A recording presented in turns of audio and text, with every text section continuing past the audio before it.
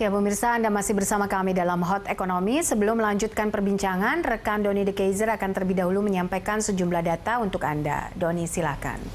Baik Poppy, terima kasih. Pemirsa, Kementerian BUMN akan meminta pemerintah menambah modal melalui skema penyertaan modal negara atau PMN. Dan suntikan dana dari pemerintah diyakini mampu menjadi penyeimbang neraca keuangan Nusantara Life. Hal ini dipandang krusial karena ekuitas Nusantara Life bakal minus setelah menerima pengalihan pemegang polis dari Jiwasraya. Nah pemirsa, sebagai gambaran per Mei 2020, ekuitas Jiwasraya minus 35,9 triliun rupiah. Mari kita simak sama-sama data selengkapnya. Ini adalah kondisi keuangan, gambaran kinerja Jiwasraya. Liability atau liabilitas berada di 52,9 triliun, sementara aset Jiwasraya sendiri 17 triliun rupiah dengan risk based capital atau RBC minus 1.900% dengan ekuitas minus 35,9 triliun.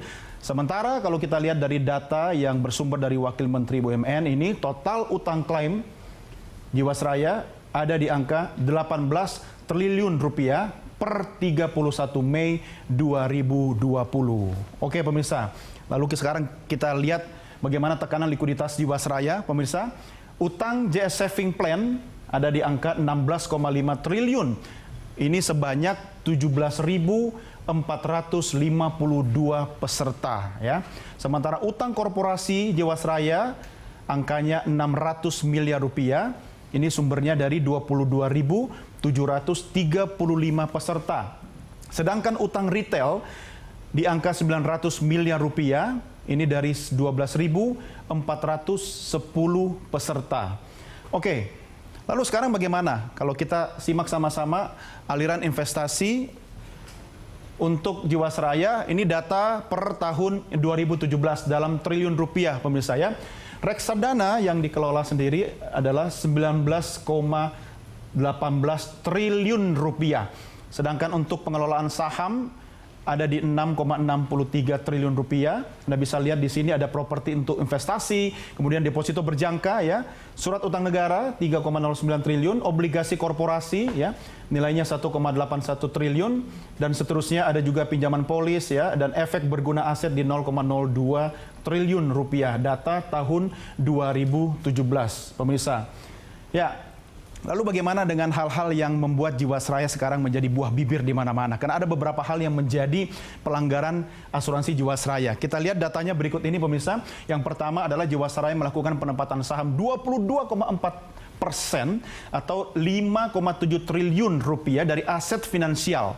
Ya, 5% di LQ45, 95% di saham yang berkinerja buruk, 95% di saham yang berkinerja buruk pemirsa.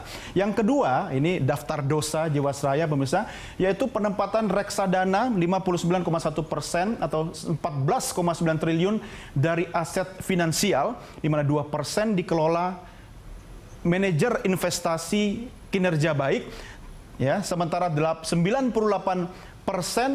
dikelola oleh manajer investasi berkinerja buruk. Luar biasa, bandingannya 2% banding 98% ya. Ya, tidak heran kemudian menjadi masalah. Dan yang ketiga, Jiwasraya menawarkan produk investasi dengan menjanjikan fixed rate di atas bunga deposito.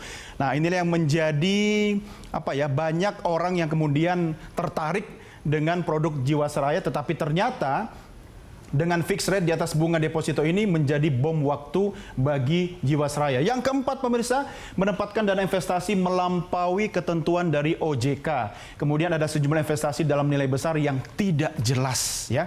Dan melanggar good corporate governance karena tidak transparan, tidak fair dan juga tidak akuntabel. Oke pemirsa, itulah informasi yang bisa saya sampaikan. Dan saatnya sekarang kita kembali ke Poppy untuk melanjutkan program. Poppy silakan. Baik Doni, terima kasih. Pemirsa, kami lanjutkan Hot Ekonomi usai jeda.